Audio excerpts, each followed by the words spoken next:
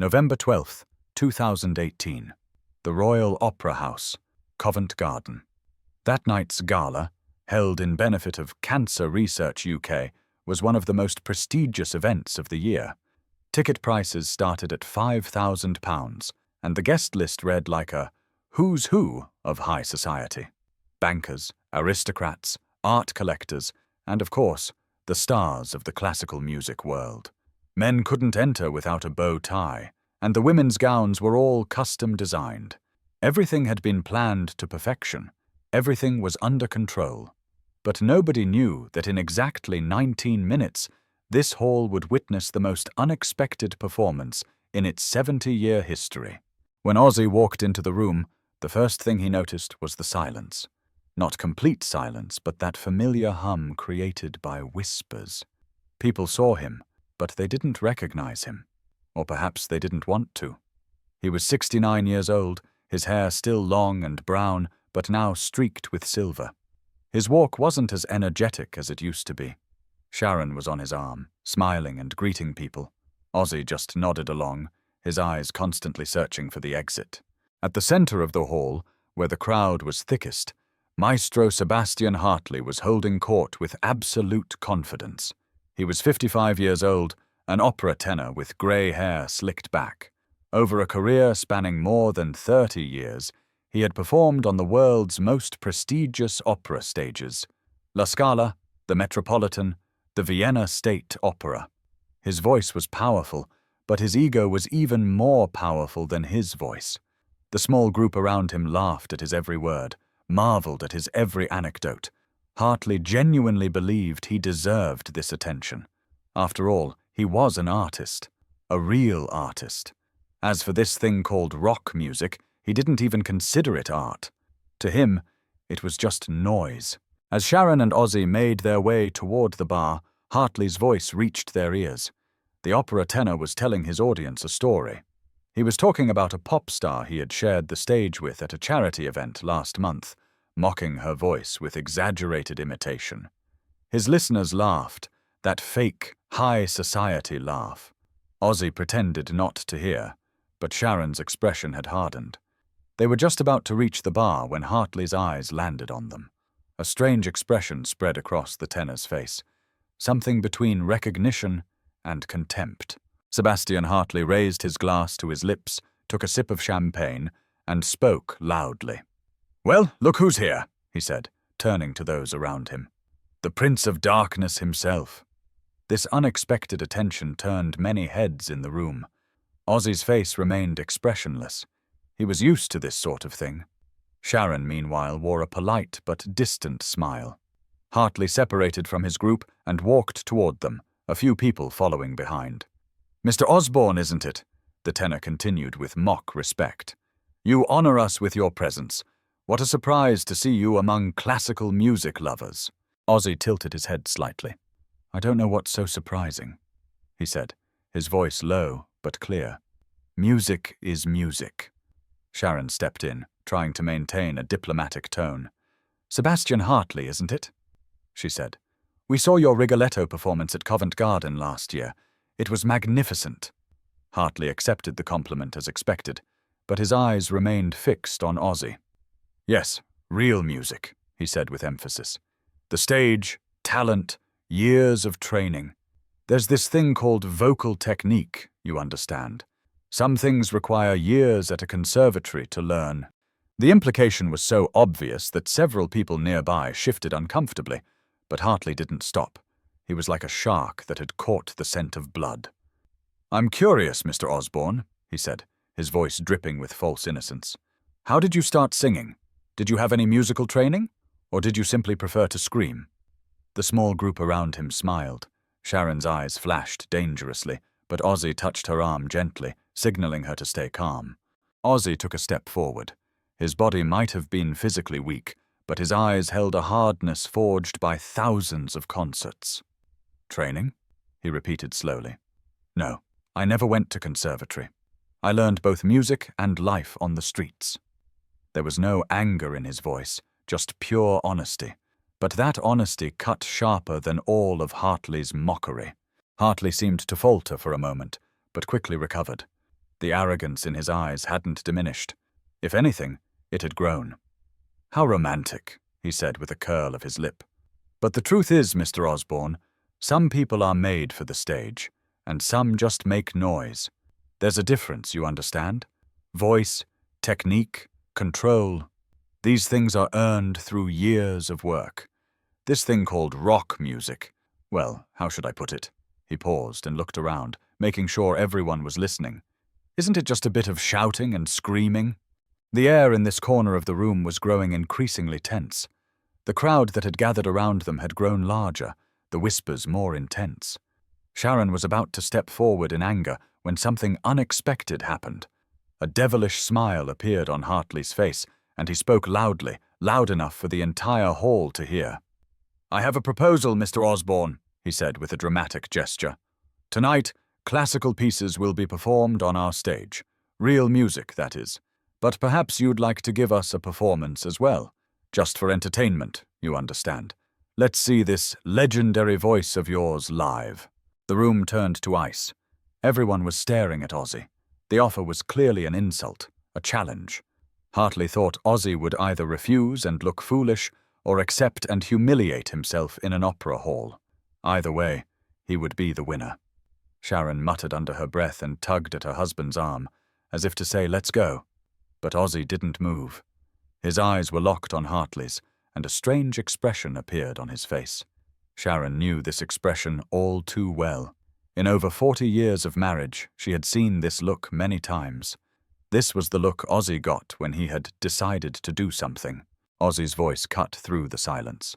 "All right," he said simply. "Where's the stage?" Those two words hit like a bomb. The confident smile on Hartley's face wavered for just a moment. Sharon turned to her husband, her eyes wide. "Ozzy, what are you doing?" she whispered. But Ozzy just shrugged, that familiar wild spark in his eyes. "The man wants a song, doesn't he?" he said, turning to his wife. "Then let's give him a song." Nobody knew it yet, but Ozzy Osbourne had a plan. And this plan was something that pompous opera singer couldn't even begin to imagine. The room suddenly came alive. Whispers spread in waves, phones came out, people looked at each other. Was Ozzy Osbourne really going to take the stage? At an opera gala. This was either going to be a historic moment or a complete disaster. Hartley, meanwhile, thought his plan had worked perfectly. The smirk on his face made that clear. The event organizer was running around in panic. This wasn't in the program. They had no idea what to do. But Sharon calmly approached the woman and whispered a few words. The organizer paused for a moment, then nodded and headed backstage. Nobody heard what she said, but something was being arranged. Ozzy walked slowly toward the stage on Sharon's arm. With every step, more eyes turned to him. The grand Steinway piano at the center of the room gleamed under the lights, surrounded by violin and cello players who had taken their positions. A small but elite chamber orchestra, professionals assembled for the gala. As Ozzy climbed the stage steps, his legs trembled slightly. The secret, merciless touch of Parkinson's. But nobody noticed, or perhaps they chose not to. Sharon squeezed her husband's hand one last time and stepped aside to watch. She trusted him. She always had. Ozzy stood at the center of the stage and took the microphone in his hand. The room had gone completely silent. 500 pairs of eyes were fixed on him, some with curiosity, some with contempt, some with concern. Hartley sat in the front row, legs crossed, arms folded, like a judge ready to watch a show. Ozzy looked at him, then looked at the entire room. He took a deep breath and began to speak. His voice was tired but strong. "You've gathered here tonight for classical music," he said slowly. "I never had classical training. Everyone knows that. But music isn't just about notes. Music is the voice of the soul." He paused for a moment, his eyes drifting into the distance. "Years ago," he continued, "when I was still nobody, I used to sing in the back streets of Birmingham. My mother sang hymns at church. I learned from her. Joyful Sundays, Bible stories, hope. Then life dragged me down different paths. But those first songs, those first melodies, they always stayed with me. Not a single sound came from the room, The smirk on Hartley's face had begun to fade, replaced by an uncertain expression. Ozzy walked over to the pianist and leaned down to whisper a few words. The pianist looked surprised, but nodded. The orchestra members glanced at each other, unsure what they would play without sheet music. The pianist placed his fingers on the keys, and the first notes rose into the air. Soft, melancholy, a familiar melody. Ozzy closed his eyes and began to sing. But this wasn't Black Sabbath. This wasn't Crazy Train. This was Puccini's Nessun Dorma, one of the most difficult tenor arias in the world, a piece that even opera singers approach with caution. A shockwave rippled through the room. Hartley straightened in his chair, his eyes wide open. This was impossible. A rock star singing Puccini? When the first notes came out, everyone expected a disaster. But the disaster never came. Ozzy's voice rose, powerful, raw, unpolished, but incredibly emotional. The technique wasn't perfect. No, it didn't have the precision of an opera tenor. But there was something else. A depth that came from decades of life experience, pain, loss, and rebirth. Every note was a scar. Every word was a story. "Vincero!" he cried out at the climax. "I will win." And in that moment, that single moment, it felt like the roof of the hall might blow off. The pianist continued playing in astonishment. The orchestra listened in silence. Sharon stood at the edge of the stage, fighting back tears. Very few people knew this side of her husband. When the song ended, the room was completely silent. 3 seconds, 5 seconds, 10 seconds. Then a woman stood up and began to applaud. Then a man. Then another couple. The wave of applause spread, grew, exploded. 500 people were on their feet. Some were crying. Some were looking at each other, unable to believe what they had just witnessed. The crystal chandeliers swayed gently from the vibration of the applause. This wasn't a rock concert. This was an opera gala. And Ozzy Osbourne had just enchanted them all. But the story didn't end there, because Ozzy was still holding the microphone, waiting to speak. When the applause faded, Ozzy spoke again. "I first heard this song in 1992, he said quietly. "It was playing in the hospital room when Sharon was diagnosed with cancer. I listened to it every night, holding her hand. Vincero, I will win. And she won. The love of my life won." The room had gone silent again, but this time it was the silence of respect. Sharon could no longer hold back her tears at the edge of the stage. Her hand covered her mouth, her shoulders shaking. Ozzy looked at her and smiled, that familiar crooked smile of his. 40 years of love compressed into that single glance. Hartley had risen from his seat, but he hadn't applauded. His face was bright red, his lips pressed tightly together. The people around him were watching, wondering what he would do. The tenor hesitated for a moment. His pride was pulling him back, but what had just happened was undeniable. Then he did something unexpected. He walked slowly toward the stage, climbed the steps, and stood before Ozzy. The two men looked at each other for a moment. The opera tenor and the rock legend, representatives of two different worlds. Hartley extended his hand. "I'm sorry," he said in a low voice, but the microphone caught it. "I was wrong." Ozzy shook the man's hand. Firmly. "We all make mistakes, mate," he said in that familiar Birmingham accent. "What matters is owning up to them." Hartley bowed his head. For the first time that night, he looked genuinely humble. The crowd began moving toward the stage. People wanted to talk to Ozzy, to take photos with him. But Sharon stepped in professionally and gently guided her husband away. There had been enough excitement for one night. A week later, the story leaked to the media. Videos shot on phone cameras went viral, racking up millions of views. Headlines everywhere read, "Ozzy Osbourne sings opera." But Ozzy didn't give any interviews. He didn't make any statements. Sharon shared only one thing on social media. A photo from that night. Ozzy on stage, eyes closed, microphone in hand, that lost expression on his face. Underneath, she had written, "Music knows no boundaries, neither does love." But the real story happened 6 months later. Sebastian Hartley sent Ozzy a letter, handwritten, long, and sincere. He wrote about how he had spent his whole life categorizing music, judging people, how his arrogance had blinded him. He confessed that Ozzy's performance that night had changed him, that he now saw music differently.